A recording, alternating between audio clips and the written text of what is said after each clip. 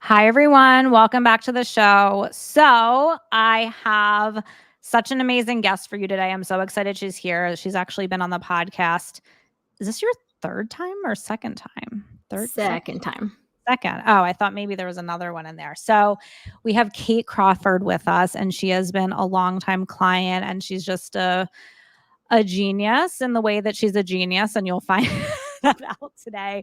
We're going to talk about her work, and I also want to talk about the way that she's just so incredibly taken the tools from the Metamorphosis Method certification and made them into her own very unique, very profound methodology. So, Kate, welcome to the show.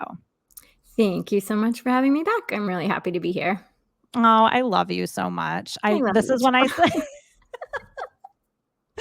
this is when I start crying. I literally the last episode I recorded was with Hani, and I cried the entire time. Yeah. Such a dork. But it's just, especially people like you guys, I've literally been working with you for what, 3+ years now? Mm-hmm. Yeah. Yeah. So it's It's been since 2020, actually, like late 2020. oh my God, that's insane. Yeah. Okay. All right. I'll try to hold myself together. So, can Okay. you just tell everyone a little bit about you and then what kind of drew you to, not only just working with me, but the certification in general? Yeah. So, hello everyone. My name is Kate Crawford. My background professionally is in physical therapy. So, I have my master's degree in physical therapy. I'm still a licensed physical therapist.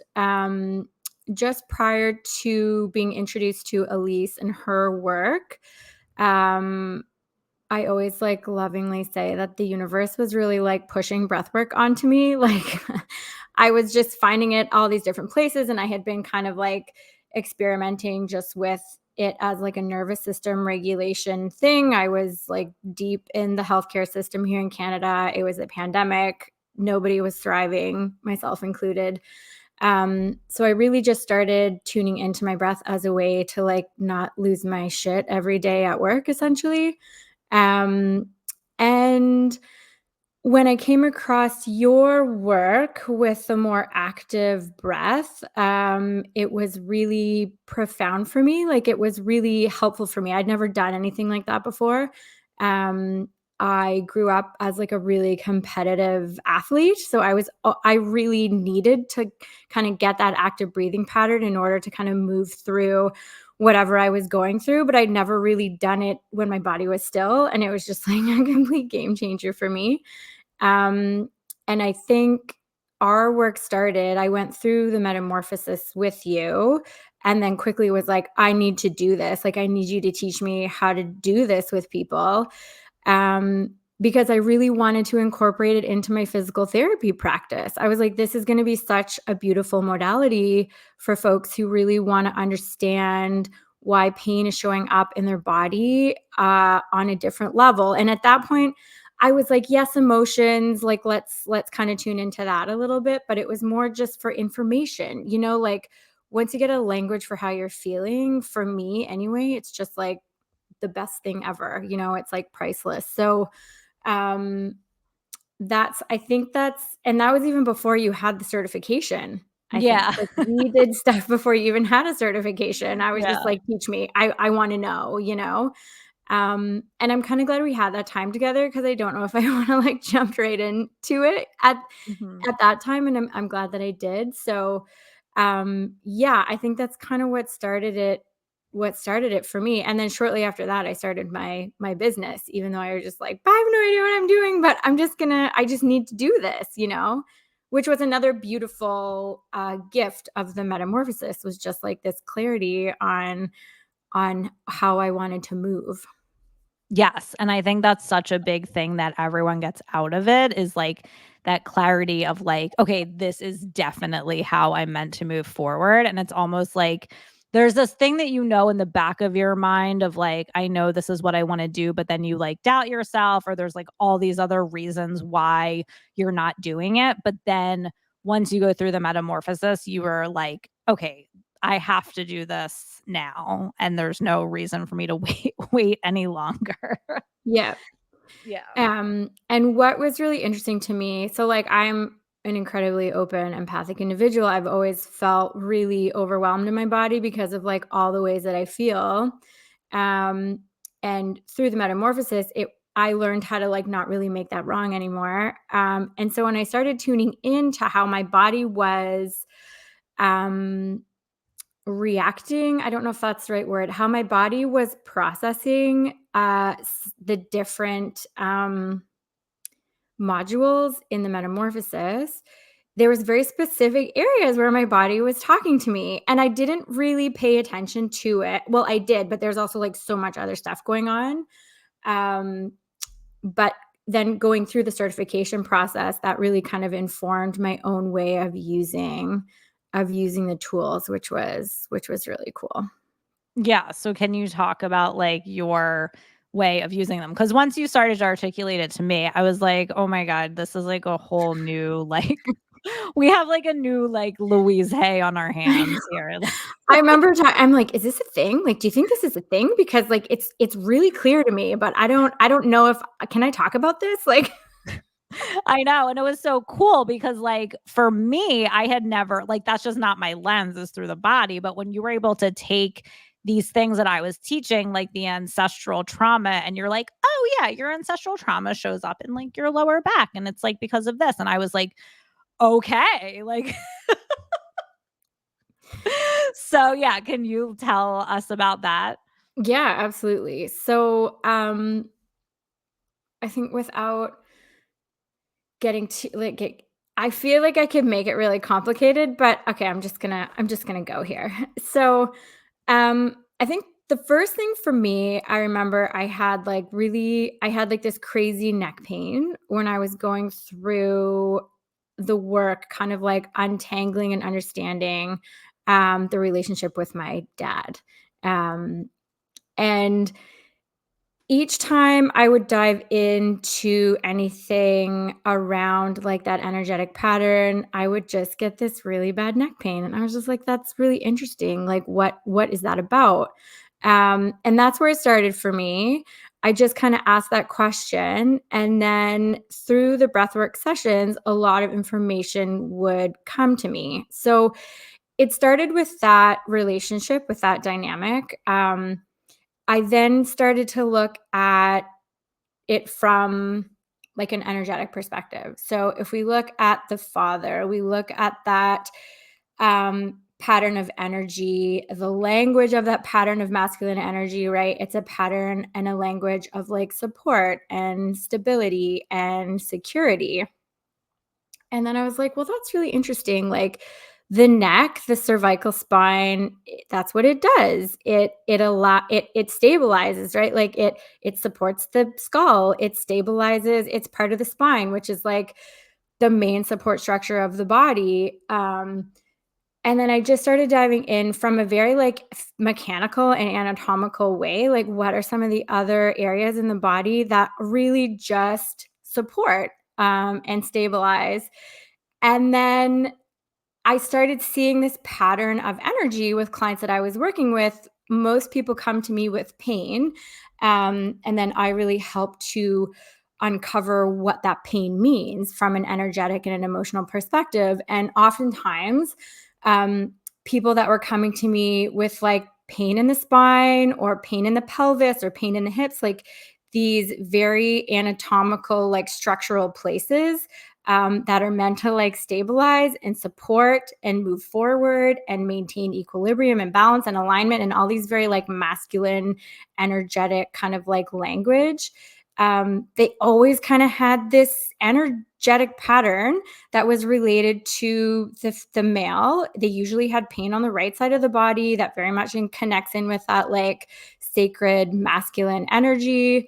Um, and there was always like this flavor of like codependency, right? And that comes back to that very like masculine language of, if everyone around me feels safe and secure, then I can feel safe and secure. I just need to make sure that everyone is okay.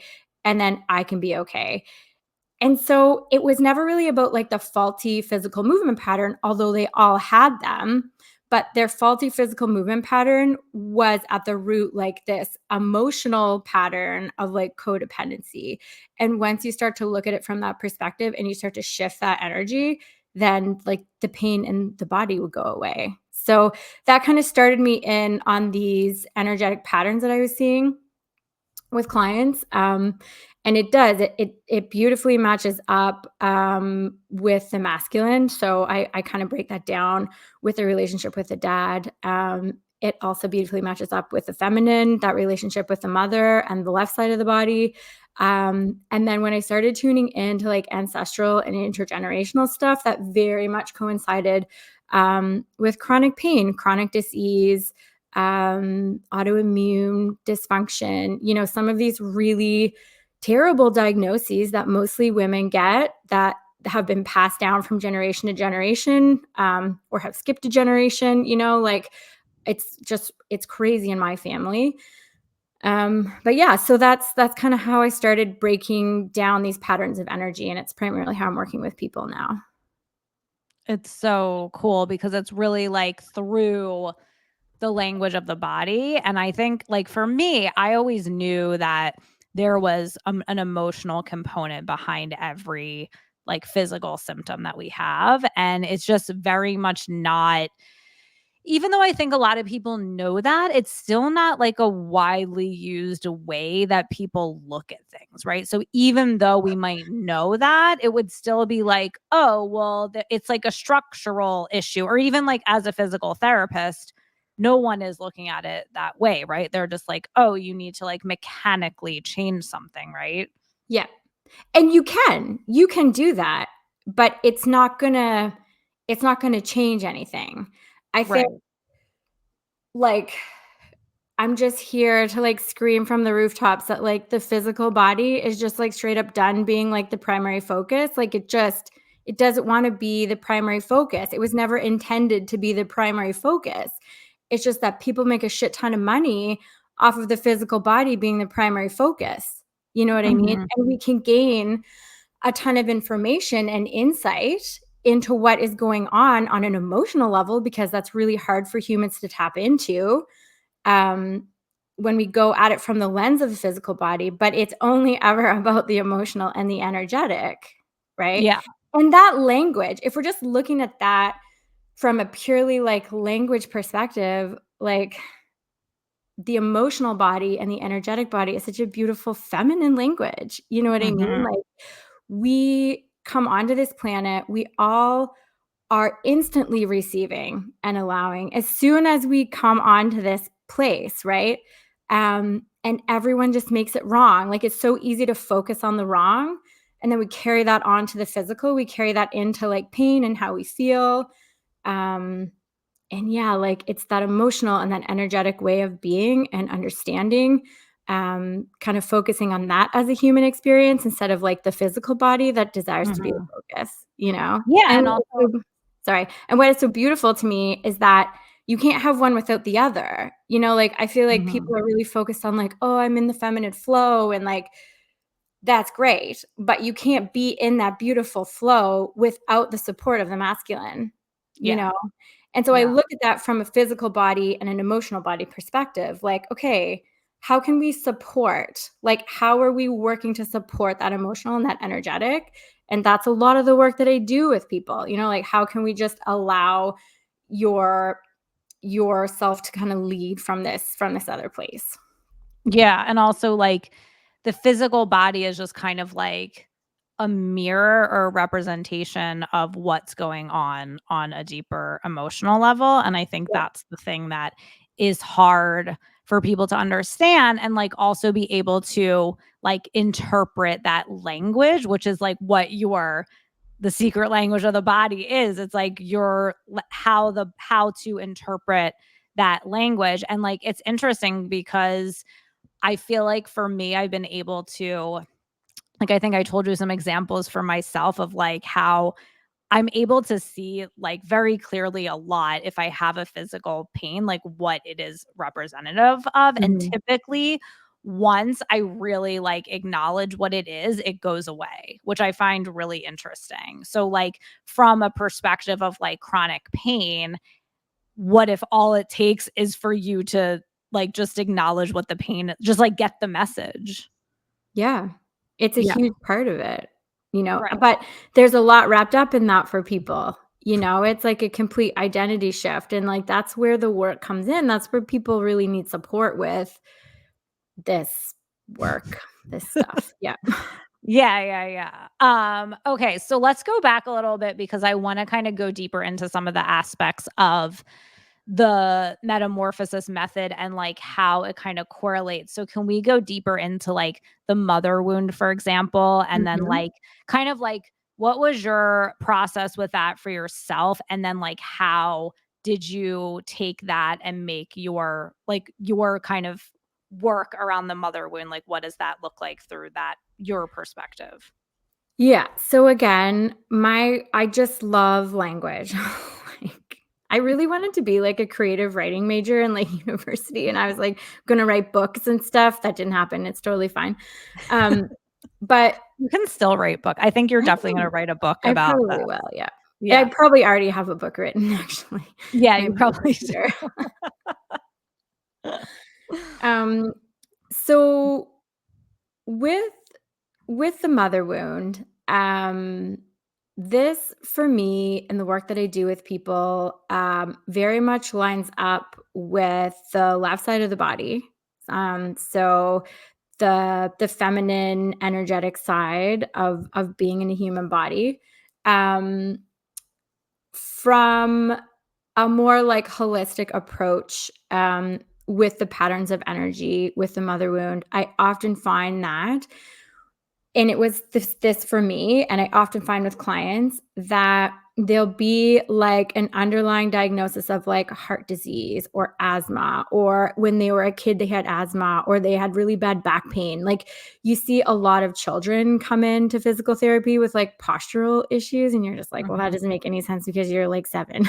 So, but oftentimes what that is it's not so much the kid, it's what's going on with their mother in that relationship and that dynamic. And I saw this all the time working in pediatrics. I just didn't make the correlation back then. But um, so the primary energetic pattern with the mother wound is this pattern of like hypervigilance and over responsibility. And I think anyone listening today that is a mom can totally like understand that. I feel like this is like Um, all we talk about, you and I. I know, because this is my pattern. Like, this is my Well, mine pattern. too. Yeah, and I think this pattern, this feeling of over responsibility bleeds into the 3 main patterns that I see and that I work with. Mhm. Um, but yeah, the mother wound really corresponds to this energetic pattern of over responsibility, hypervigilance, um, this way that you just feel responsible for the outcomes and the well-being of like everyone around you. And there's like this deep ancient responsibility here. Like, this isn't just a like do oh, I'm doing that again. It's like hooked into you. You are just like in despair. Like, you don't understand the feeling, right? Like, it's just so tied into like your identity and your way of being. Um, and this pattern of energy typically shows up, like I said, on the left side of the body, or kind of in that mid body area. So you look at like the thoracic spine, which interestingly enough is the largest segment of the spine, and no one ever pays attention to it. It's like all the So attention where goes, is it when it's people in say between that, the like, in neck and the low yoga? back. Oh, okay, Yeah, 'cause I'm so it's like, right in "What the is that?" middle, and Okay. everyone always focuses on the neck and the low back, which very much tie into that father wound masculine side of stuff, but it's Mhm. the mid back where you're gonna feel like that heavy, that aching, like, you just feel like the weight of the world is on you, you know? Mhm. Yeah. Um, that's very much tied into that energy of over responsibility. Can we, like, Um, talk about the over responsibility more, like yeah. because I feel like there's so many different, like, implications of it from a perspective of, let's talk about it from the perspective of a child, like, when you're a child and why you would take that on as a pattern, but then also from the perspective of a mom, which is obviously something that we talk about a lot, Mhm. and then how like, it shows up there too, and then also, like, we can do about it. Yeah. So I think the main feeling for me, or like what it sounded like and what I see most often with my clients, is just like, who do I have to be in this moment to like receive love? Like, what version of me has to do the thing right now to receive love in a safe way?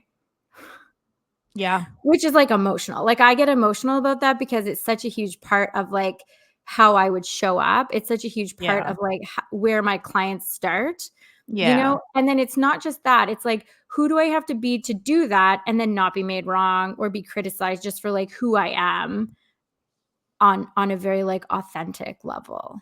Yeah, and then it also, like, internalizes the belief that there's something wrong with me, and, like, who I am authentically is not lovable, and then I think that that is, like, one of the major reasons why starting a business can be really hard for people, because if you have a feeling deep internally, like, and that's unconscious, that you are not lovable for who you are, or there's something wrong with who you are, like, think of how putting yourself out there would feel. It would feel excruciating and terrifying Oh, because I you're do just like know. putting yourself yeah, that's what so it's just like you're like putting yourself up for criticism, and it really feels like excruciating. So like what was that? Because I know this is something we've worked through a lot, and I'm curious, Mhm. like, what you would have to say about, like, how, like, working through that and, like, what it feels like to kind of, like, come out on the other side. And I know because we all still come up against it, right? Yeah. I mean, most humans, I would say probably 95% of humans or women. But like, what was that journey like for you? And like, what are some of the ways that you have transcended it? Because I think that'll be helpful for people too. Yeah. So I do bump up against this quite a bit still. I mean, I think that's part of the human experience in a really beautiful way. Um I think the difference now for me is that through this process, I feel authentic feelings of love and connection. I can source those from within myself, right? Like, Yeah. I didn't know how to do that before, and now I do. And I often need reminders that I can do that. You know what I mean? But Hmm. this way that I can look back at that at the feeling, right? Like, for me, it's such an intense feeling, and the Hmm. intensity still comes, but now the feeling comes. I have so much love and compassion for the feeling, right? And for myself, that I am able to just kind of like invite that part of me along to then move through the feeling. And then I think it's in that way that you just get to like rewrite the story behind the feeling. Do you know what I mean? It's like, Yeah. I think everyone is so focused on getting rid of the feeling, as I was. And then I'm like, oh, well, it's not really about that. That's not why we're here. That's not what we signed Right. up for. You know what I mean? Like, the feelings are still going to come. We just get to have like a different, beautiful story for the feeling. And once I started doing that on a regular basis, it's like the ultimate nervous system reset. Like, you know what I mean? It is doing this deeper work where you just get to have so much love and compassion for yourself that you're like, okay, I do feel this way, but we're good. We're going to move through it. Who needs to come along? Fantastic. Get all our ducks in a row and like, let's continue to move. Yeah, I agree. And it's also about like, the inner child stuff where it's like you get to the point where you completely understand why that younger version of you felt that way, and you have compassion instead of making it wrong and pushing it away. And like when you really can have context for why you feel, like you said in the beginning, to have language for what it is that you feel is like the biggest gift, because when you have a context for like, oh, well, the 5-year-old me felt completely isolated, alone, not unsupported, like there was something wrong with her. So, like, of course, it makes sense that I would feel this way. And then, like, when you can have that level of like acceptance and compassion and acknowledgement, it really just like it integrates in this way where it's like, it's not taking you over. It's not driving the bus. It's just like a part that you can say like, "Oh, yes, I love you,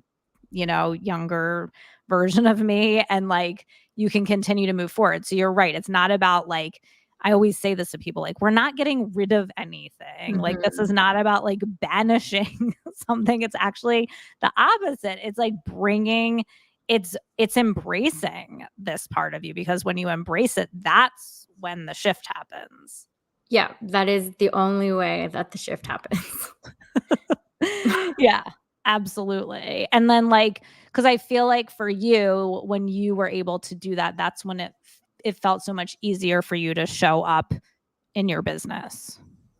Yeah, and show up with clients too, I think, like, just Mhm. and in all aspects too, like, even as a mom and as a healthcare provider in a very chaotic, broken system, like, I am able to still show up in a way that works really well for me, and it's incredible how well my clients do. I don't even really do that much with them. Well, and also I feel like it was so cool the way you were able to kind of like manifest this very easy, manageable, doable way of being a physical therapist while you grow your business. Like that actually is like something, well, I know we celebrated at the time, but it's like such an incredible like manifestation that you created in this process too. It really was, like, we got back from Costa Rica, and I was just like, "Okay, this is what I need right now." And it was Mhm. literally, like, the next day, someone was like, "I have this part-time position in the community where, like, you're never in an office, and you get to travel all around and work with really amazing people." I was like, yes, please."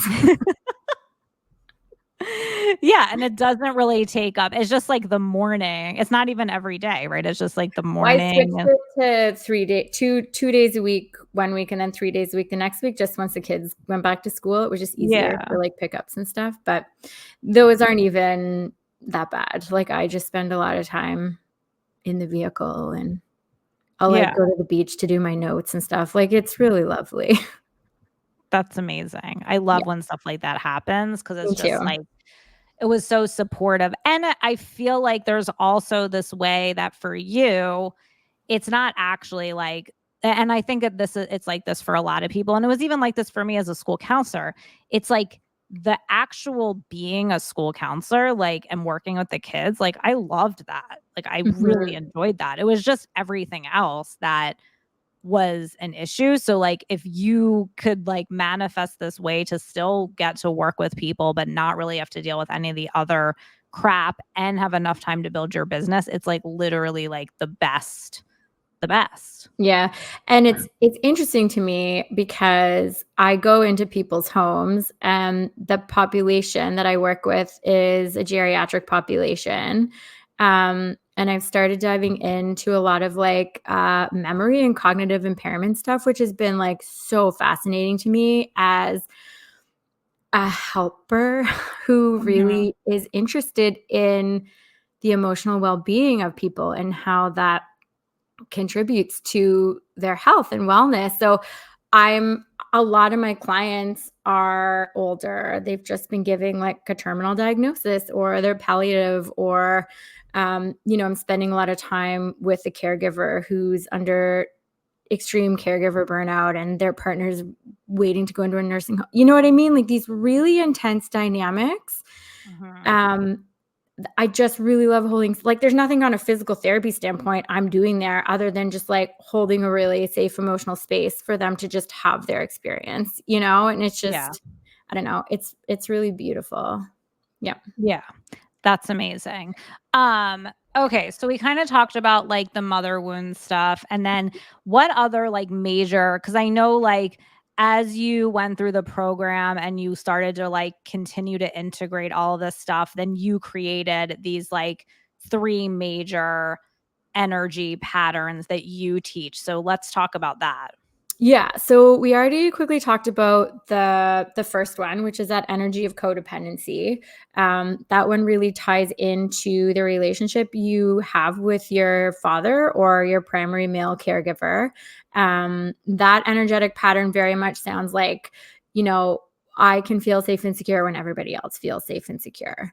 And so the main areas that this pattern shows up are, again, right side of the body, the spine, primarily like neck and the low back, hips and shoulders.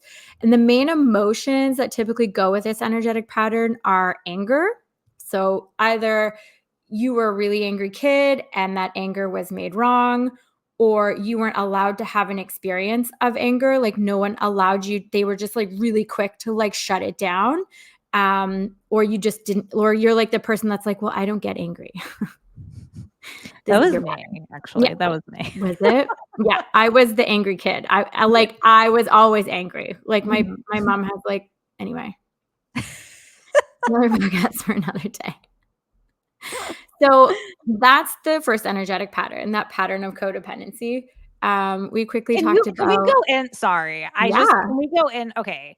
So can you illustrate? Because I think it's so great to illustrate this stuff with like examples. So can you talk about like your anger as a kid and then like how that showed up through this pattern? Like, can you like use that as an example to illustrate this pattern is what I'm saying. I can. So what I often find with this pattern, and it was for me too. So I have a perfect example. I lost my dad about a year and a half ago. He got sick really, really quickly. And then he died really quickly. Like it was just really, really quick. There's been a lot of complicated grief in and around it. But when he was sick, I got this really bad lower back pain. Like it was, and I don't get lower back pain. Came out of nowhere, all emotional. All right. Like I hadn't done anything. But I like couldn't move. It was so bad. And around the same time, my dad had an opportunity to get a treatment. He had a brain tumor. So, and it was inoperable, but they could do like this gamma knife radiation thing in his brain. And I knew he didn't want to do it. I knew he did not want to do it. And like there was just a lot of family dynamics going on. It wasn't really sure if it was going to work or not.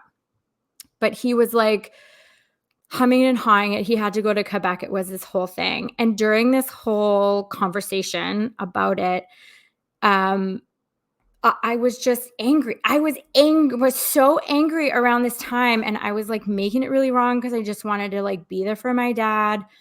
And there wasn't even an expectation that we would all go to Quebec with him.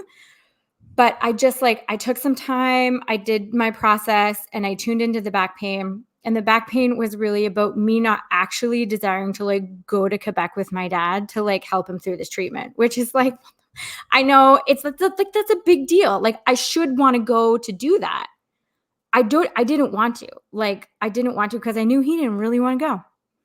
So I decided not to go. And I had a good conversation with him and it was really, really hard. And I was just really honest with him and my back pain went away. Wow. Okay. And then can you also talk about, because I feel like there's so many layers to this, right? Mm-hmm. Like there was a layer of like him of that moment, right? And how that showed up. But then also there was like the anger from childhood with him too, that I feel like also is a huge representation of this too. So do you mind talking about that a little bit? No, not at all. So my relationship with anger has been like interesting. When I was younger, I was an angry kid. Like I had a lot of emotions and like I was like the complicated emotional child and my brother was like the easy energy child. You know what I mean? Like, and it just wasn't okay. And I remember my dad he would laugh at me. Like he would laugh at my anger. He would be like, "Oh my gosh, you're so cute when you're mad," but there was also this other side of it where my dad was very much on this like crazy spiritual journey when my brother and I were in childhood, young kids. He just was like, anger, you don't need anger. Like he was like this super enlightened being where he's just like, anger, we don't need it. Like we don't need to have anger. So So it it was just like gaslighting you, like you're not allowed to have this right. emotion that's Why like you don't need the to have primer. anger. Yeah, anger is just not a thing. And I'm like, actually, it's a super helpful emotion. And like, I am angry. And I would like run away we lived out in the middle of nowhere. I'd like run away to the back field and like no one would come look for me. It was a whole thing. But that must have been very like, because I feel like so much of like the spiritual stuff that was going on, like, in like the 80s and 90s and stuff was so much about that of like, oh, just everything is love and like Yeah. everything's like positive and it like completely has no space for like any other human emotion. And as a kid, that must have been like so confusing slash like enraging to be told that like that's not a valid thing to feel. Yeah. And so I think I just got to a point where I was just like, okay. But like that's when my chronic pain started. And it Right. was very early on. It was like debilitating migraines all the time. Yeah. Wow. So you would say the debilitating migraines were from not being allowed to have anger. So it's basically like suppressed anger. It was the anger, it was the defensiveness, and then it kind of like the way that like over responsibility piece kind of bleeds all over these beautiful energetic patterns. It was very much about like, okay, well, when I'm angry, everyone is not okay. So I'm responsible for how people are going to react. And I just need to like not be that way. So you're not allowed to have your experience so that everyone else is okay. Yeah. Yeah, I mean, that's really, like, not like, that's a horrible place to be, so a migraine seems like a pretty valid expression Well, of it's like that a energy. volcano, right? Like it felt like that. Like it was just this pressure would build and build and build. And then it had nowhere to go. And it would just like stay in my head and it would just like pound and throb. Like it just needed to go somewhere. Like, yeah, That's I don't so have the those anymore. I have a so very healthy relationship with anger. It is like my favorite emotion now. yeah, no, I think it's such an important emotion to have. Mhm. Okay, so just really quick before we go back to the other patterns, like what would you say to people who have chronic migraines? Because I know that's obviously a number of people. Yeah. So my um, the first order of business would be to go to when you first started getting migraines. A lot of times it's when you hit puberty or it's before puberty, it's around this very like teenage angsty time and everyone's like, "Oh, it's your hormones." Well, it's not your hormones. Like it can be, but it's also like these other things. So go back to when the migraines first started or the headaches first started and just tune in to what was going on in your life at that time. And that's the only place you need to start. It's not about figuring out, it's not about fixing. It's about getting to the underlying emotion of like how you were feeling at that time. Yeah, that Yeah. makes a lot of sense. So it's It's a not great place to start and get support around it because when we start to develop a language for like the pain we feel in the body, there's a lot of stuff that comes up. yeah, so you would say it's not necessarily related to like one parent or the other. It could kind of be anything, but it's just more of like the way that your body kind of like processed and internalized a traumatic moment or Yeah. a series of traumatic moments. Yeah. That makes sense. Okay, Mhm. so that's the first pattern of energy is the codependency. Then what's the next one? The second pattern of energy is this pattern of like hypervigilance or over responsibility. The language here very much ties in with the relationship with the mom, that feminine energy, just the patterns of being, I guess. So for me, it kind of sounds like what was I saying before? Like, who do I have to be in this moment to like receive love and not be made wrong, right? And I think this really comes back to those like authentic. It's like, how do we start to gain and foster this relationship with yourself where you can get those feelings of love and connection from yourself? Like, authentic feelings of like love and support. Yeah. You know what I Yeah, mean? so let's talk about that a little bit because I feel like, so many people that I work with and you work with too will come in and like they are lacking that feeling from their mom, right? That secure attachment, that safe connection, or like there's like a void of like not getting what you needed from your mom. And it's not necessarily, it's just because she wasn't capable of giving it to you. Yeah. And then when that is not acknowledged, it creates a lot of resentment, or, people have like contentious relationships with their mothers, or it's hard for them to be around their moms, like that type of thing. And that's how I was too. Like, it was very hard for me to be around my mom for long periods of time up until recently, Mhm. um, because of all of this. So, like, how, like, from your perspective, do we like not only acknowledge that, but then like really start to be able to source those feelings from within? Because I think so many people are kind of like frozen in that place of like the needing it and not getting it, and then also like the frozen in like waiting to still get it. So like, and then in all relationships, you're like trying to unconsciously get that thing from the other person. And then when they don't give it to you, you get triggered and react. And that's why like everyone gets divorced. Yes, I know that story very well too. So yeah, so walk us through like from your lens, like how that process works to go from like trying to get it, being upset that you're not getting it from outside, and then being able to like heal that and source it from within. I think for me, and what I see most often with clients, and I feel like I'm gonna make this sound like simpler than it actually is, but in order to feel, and this is me saying this coming from like the last 18 months of completely saying yes to my grief journey, losing my dad, who was like my person. But in you have to move through the grief of like Not having it.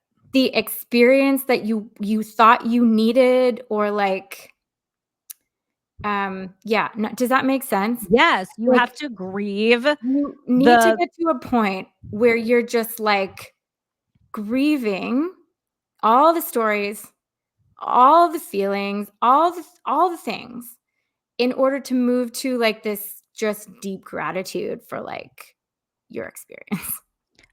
I agree, and you know what, I also think it's about acceptance too. It's, like, Mhm. about, like, accepting what was actually true versus, like, what you think should have happened, Yep.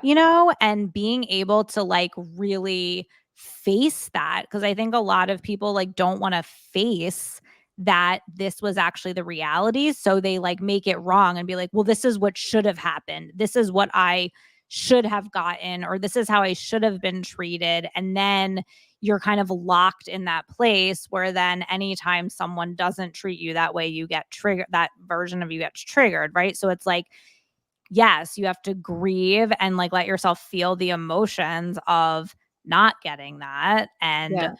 and face it and accept it. And then when you come out on the other side, you like have this experience of like holding yourself through that process, which then I feel like allows you That's to what you create get to pull healing. from. Yeah. Yeah. Yeah. So, I think for me, and what I really guide other beautifully sensitive humans to get to, is the grief, which is also a really hard emotion to get to. People are very scared of the word, of the feeling. Well, if I'm going to stay there forever, it's never going to go away. It's just not true. Okay? Like it's not about feeling depressed, right? It's sadness. The sadness is really important. The grief is really important to feel that and to move through it and to offer yourself like support as you move through it. Like it's just the greatest act of self-love in my opinion, and it has completely transformed the way that I feel. It has greatly impacted my human experience in a really positive way. And something that helps me, that may help anyone listening who is also grieving whatever it is that you've decided to say yes to. There's lots of things you can grieve if you want. There's Um, so many things to grieve. there is, Take yeah. your pick. But it's just like the feeling of grief is the same feeling as gratitude, right? Oftentimes you get Mm. this release of emotion, um, and it's at the core of the emotion is like unexpressed love. So I Mm. tell myself that now. It helps me to move through that emotional tunnel. I'm just like, oh my gosh, like I just feel, look at all this unexpressed love that I have for myself or for this person or for that person, you know? Mhm. And it really helps me to move through that emotional tunnel in real time. And I cry like 4 times a day, which is totally fine. Yeah. Yeah. I welcome it. No, I cry at least once a day, but and I do feel I wanna kinda talk about this for a moment, and then we can go to the last pattern, but Yeah. I know for you, like, grieving your dad was so, like, kind of, such a important part of your process, and I find that, now I've walked a number of people through losing a parent, and Mhm. then recently I lost my aunt who was very close to me on, like, a level of, like, I kind of look at her like I would my mother, so it was, Yeah. like, almost like, um, not quite having like, losing my mother, but it was, like, the closest thing I've ever experienced to that, and I got hit with a lot of grief, but Mhm. what I found is and I think you found this, and I think a lot of people have found it, is that there's so much, like there's such a gift inside of that grief, like, there was so much I'll talk about it in another episode because I don't wanna go too much like, I don't wanna take up the whole time with this, but there were so many things that happened as a result of that grief that I felt that, like, were just everything from, like, miraculous things outside of me with other people to, like, things within myself. So I think that, like, allowing and I also had this weird feeling too where I was like, "Oh my god, I feel like my whole life I've been holding back tears." Like Mhm. and, like, to, like, really let Yeah. them go, and, like, I had like, few days where my eyes were, like, hurt throbbing, like, I could because I just, like, cried so much, Mhm. but then there was, like, so much that happened on the other side of that, so I think that, like, even if it's not about grieving, obviously, a death, but grieving, like, what you thought you should have had as a child or what you missed out on, like, the other side of that is just, like, It's there's so magical. much there for you, you Yeah. know? It's really, really magical. And that beautifully plays into the 3rd pattern, right? Which is the ancestral, those long held feelings, those long held patterns of just ways of being, essentially, that we just like come onto this planet just feeling. Yeah. Um, and when you start leaning into the feeling, right? Some of these bigger feelings of like loneliness and despair and like fear, like deep, deep fear that makes no sense in this lifetime.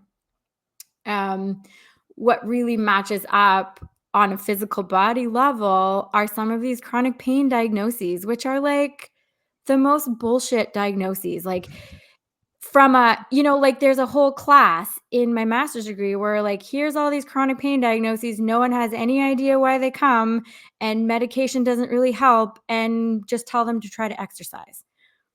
Like multiple diagnoses that usually only affect women, um, and autoimmune disease like MS, lupus, rheumatoid arthritis, fibromyalgia. Don't even get me started on fibro. You know, when Yeah. I tune into this on an energetic level, most of what people are feeling, right? It doesn't all belong to them. There is Yeah. this there's this component on a feeling level of it belonging to other people, what Yeah. you're saying, like that release of grief that you had with the loss of your aunt, like you were probably also crying for your mom, and you were also probably like crying for like the rest I of her was sisters. crying And like, for everyone. Like I yeah, told you, I can't remember where I shared this, but I was like, literally, I could feel every single person at the funeral, yeah. like their thing. I literally like processed all of it for everyone. So like, you're welcome, people. It's huge. And you can feel that. And I believe that we all have the ability to feel that. Yeah. Most women who have these chronic pain diagnoses, I know intuitively that they're also very empathic. They're just kind Yeah, of they're unaware of how carrying it. much power Yeah. they have and like what they're receiving essentially. Yeah. But this pattern very much kind of like is like a pattern of paralysis. It's a pattern of like indecision and confusion. Like, and it's not like, oh, I don't know what to eat today. It's just like you're paralyzed in place, Yeah. right? And it's again, it's not that like you don't know where to go. It's not that like you don't know what direction to go in. You're just like so scared. The Yeah. You just feelings like are just can't. so intense. Yeah. And the other thing that was always really interesting to me when you start asking women when their diagnosis came or like when they first started feeling, it's always after a super traumatic emotional event, most times, like at least Mhm. 75% of the time. Yeah, that Yeah. makes sense, and they just, like I think so many women just, like, hold all this stuff in their bodies without realizing that they're doing it like it's just normal. Yeah. And then oftentimes there's a huge family component to these diagnoses. Like you look at breast cancer or Mhm, ovarian cancer, or like some of these cancers that are more prevalent in women, and also heart disease. Like that mhm, kind of plays in more with the mother wound, but like heart disease is so sneaky in women. You know what I mean? It was like, mhm. I felt fine. And then I had a heart attack. Yeah. Like, okay, Yeah, well, how did you feel actually? You know what I mean? Like right. what's going on there? So I do spend the time really leaning into these ancient feelings in the body, in the programs and the work that I do with people, because most people are coming to me with a chronic issue that Mhm. they've tried everywhere else to get rid of, and it's just not it Yeah. hasn't helped. Yeah. Yeah. Yeah, yeah, yeah, and then also, like, how do you like, what component does the breath work play, or how do you incorporate the breath work into your process? Yeah. So the breath work is very similar to the metamorphosis. So the breathwork component is really going to start to shift some of the energetic patterns around these times in your life. Mhm. Um, and so I do break it down to like there's like a birth story component that plays in really interestingly with pelvic pain, actually.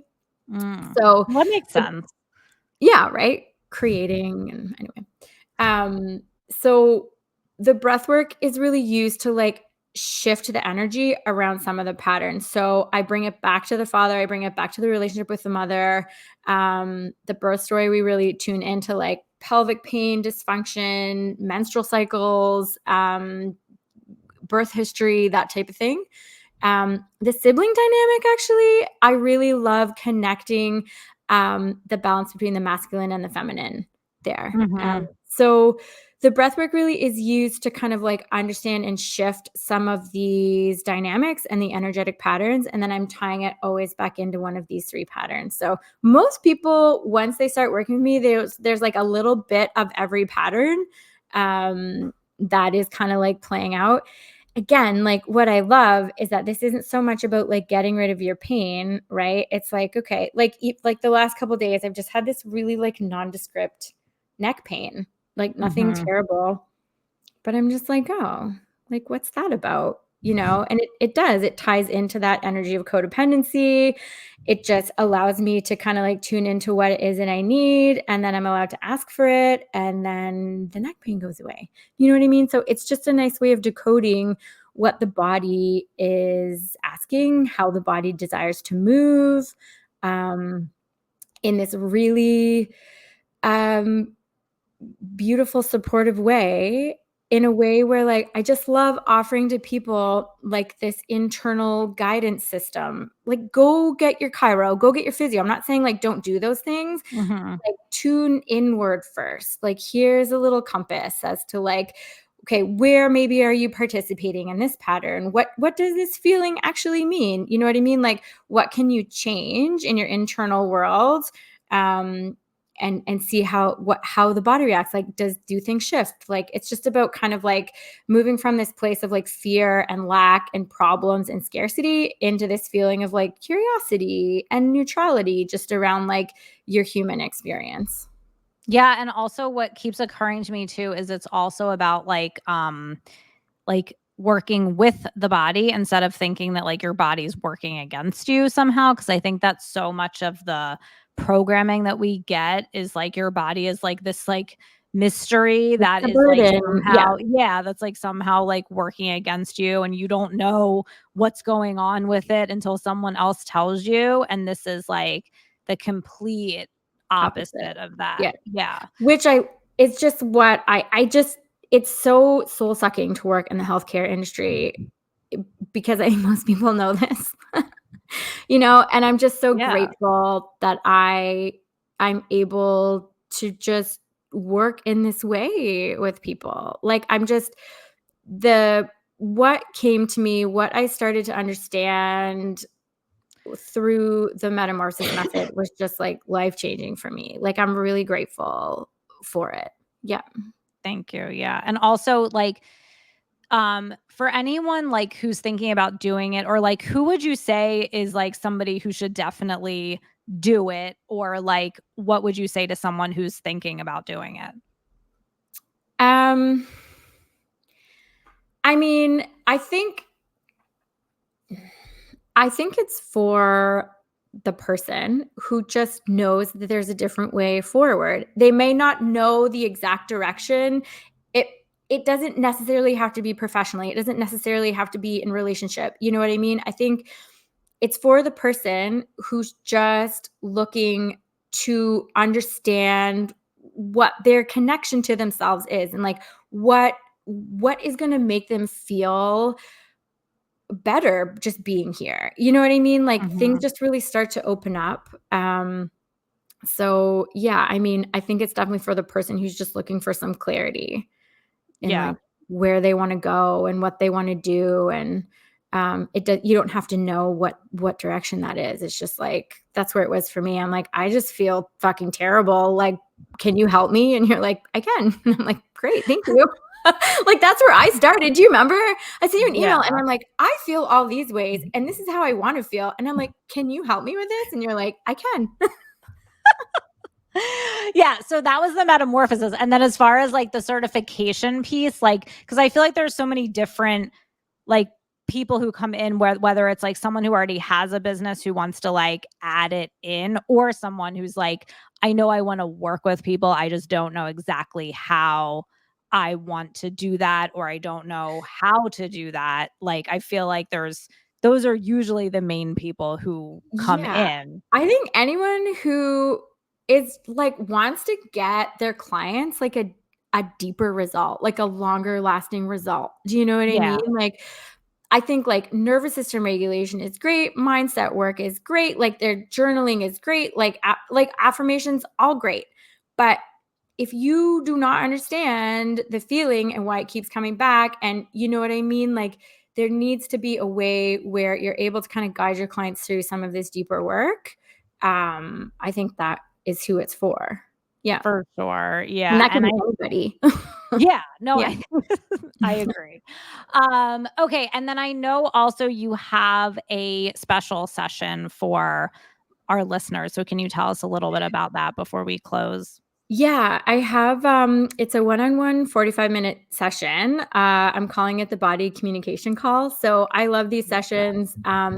Oftentimes people come to the session just with like straight up something how they're feeling, like it's I have headaches or I have back pain, or it could be a feeling like I have a lot of anger, I feel loneliness, like powerful emotions, pain in the body. And then we have a really solid conversation. I really tune into the energetic and emotional components behind why the pain is showing up.